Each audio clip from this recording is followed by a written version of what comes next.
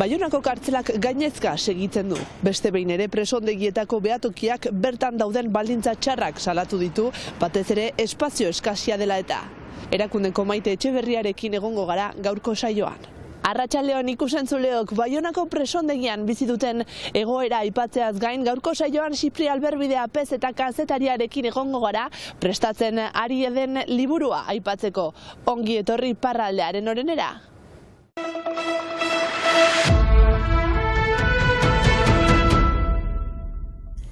Ipar Euskal Herriko turismo estrategia aurkeztu dute. Lurraldea, herritarrak eta ekologia trantsizioarekin lerrokatuta joanen den estrategia hain zuzen. Gure lan handiena izanen da oreka baten lortzea. Hori da.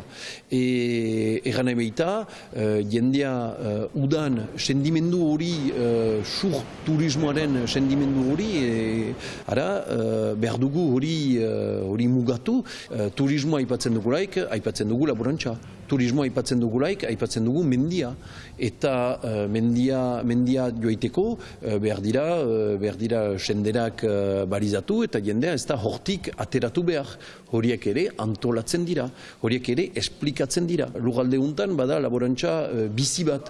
Eta hor ostatietan behar dugu hemengo ekoizpenak harrapatu, kalitatezko desmartxak badira eskolerian, horiek behar dira garatu, horiek behar dira gure ostatuetan ukan, eta hor ere entzatzen gira, hori jakina aztea, eakustea eta estrukturaztea.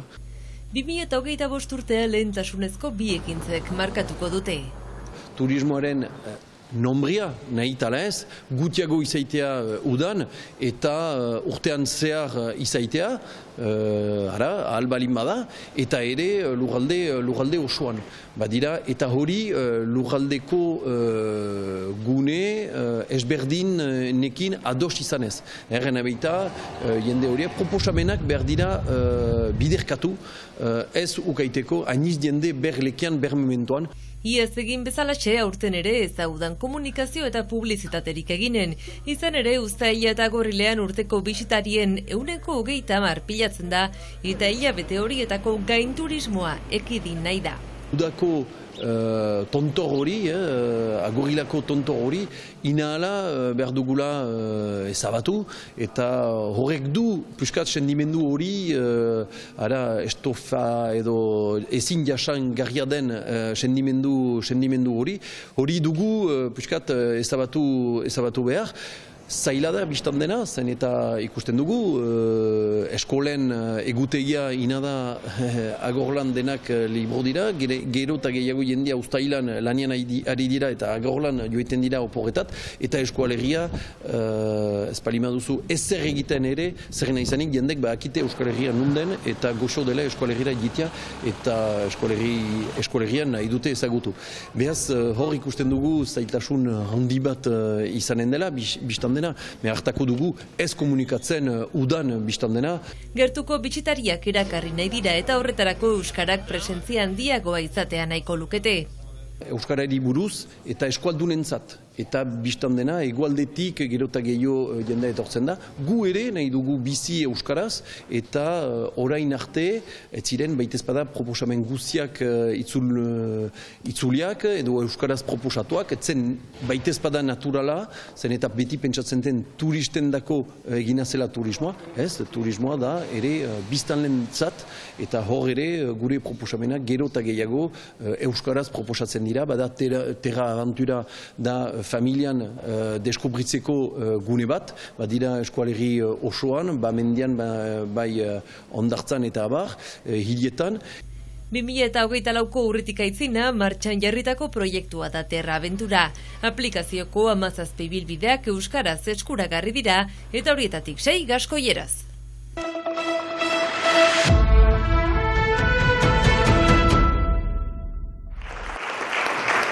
Eusko ikaskuntza saria eman diote Xipri Alberbidea Pez eta kazetariari urteetan euskal kulturaren alde egin duen lana eskertu dute Baionako herriko etxeko gela nagusian. Saritua biziki pozik.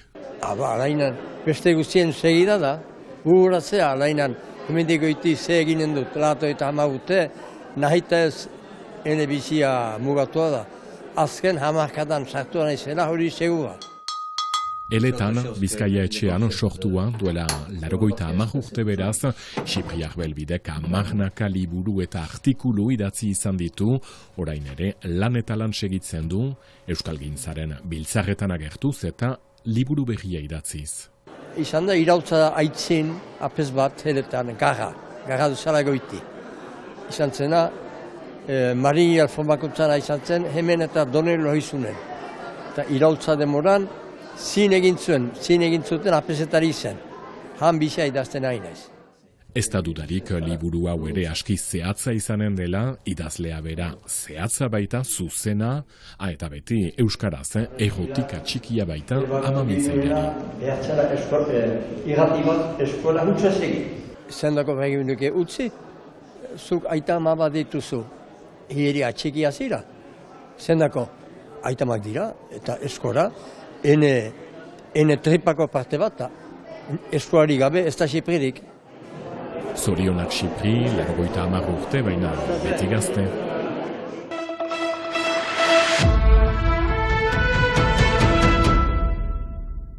Frantziako presondegietako behatokiak salatu duenez, Baionako kartzelaren egoera ez doa hobera.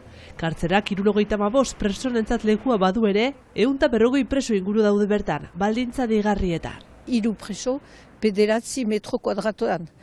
Jakinez, Frantses estatuan biziki aktibitate guti edo dituztela, badute oren bat edo 2 oren kanpoan egoiteko egunero, baina beste denbora guzian beren zeldetan dira, beraz horrek sortzen ditu gatazkak beren artean, krispazioak eta beste. Presondegietako gain populatze hori ez da Ipar Euskal Herriko fenomenoa. Frantziako beste kartzel asko ere gainezka daudelako. Frantses estatuan abenduan baziren 87.000 preso, iazko zenbakiekin konparatuta, 6,8 gehiago.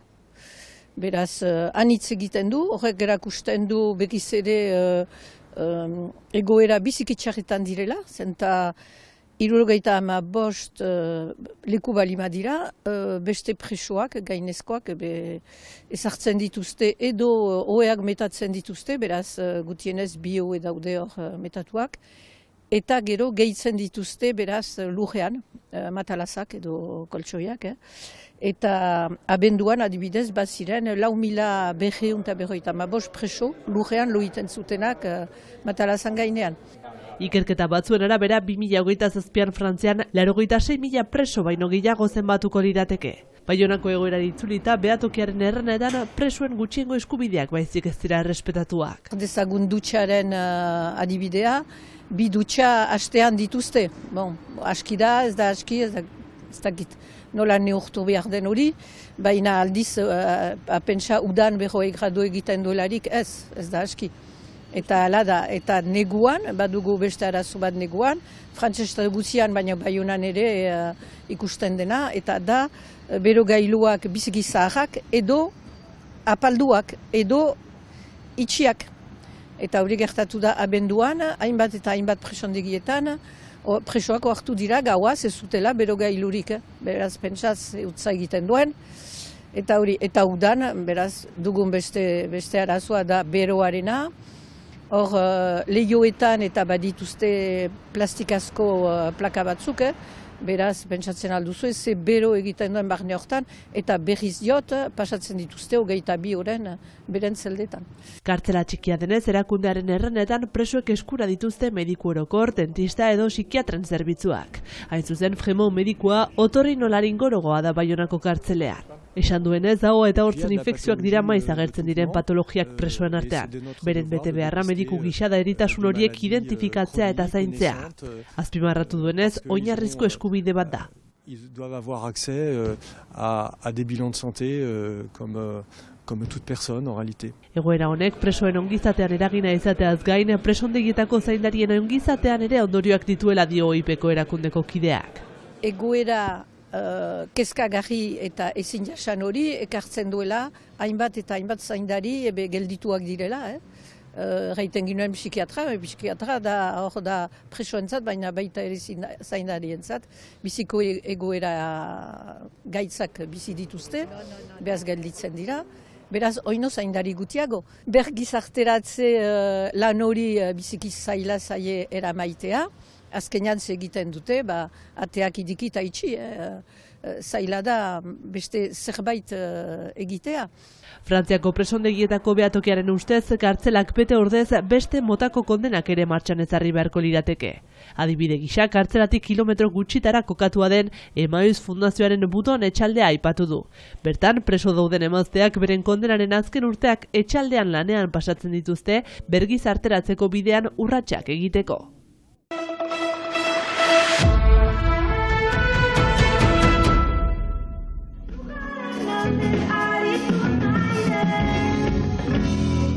Bainolet filmaren harira sortutako musika proiektua da Bloin. Boskoteak Bainolet kantu zeituriko diskoan musika giro ezberdinak jorratzen ditu. Ikusentzuleok Larresoron taldeak eskintako kontzertuaren irudiekin agurtuko dugu gauzko saioa. Bihar arte!